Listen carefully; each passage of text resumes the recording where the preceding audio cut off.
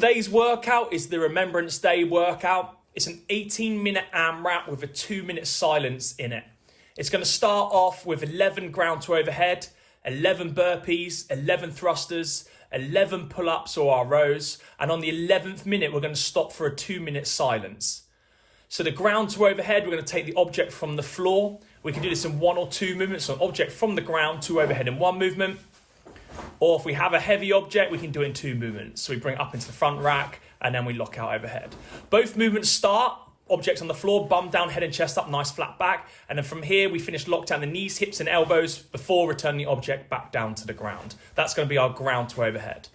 Next up is our burpee. We've got 2 methods for this. You can shoot both feet out, hips and sternum touch the floor, shoot both feet back in, jump and clap. Or if we need to, we can step ourselves down, let the hips and sternum touch the floor, step ourselves back in, jump and clap.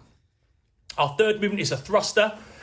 We start off with the weight up in the front rack position, so we'll power clean the object up. From here, it's a full depth squat, hip crease below the top of the knee, and then we stand up, full knee and hip extension, thrust or drive this weight up overhead, finish and lock down the knees, hips and elbows before returning back to the front rack position. That's our thruster.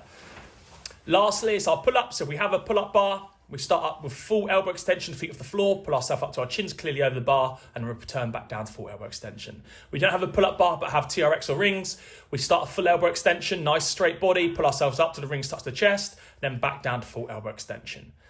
Lastly, if we don't have any of this kit, we can go for bent over rows. We have 2 options for this. We can do a double-handed row. We'll deadlift up the weight, take a slight softness to the knees and hinge ourselves over. We then row the object up to the lower part of our rib cage and come back down to full elbow extension.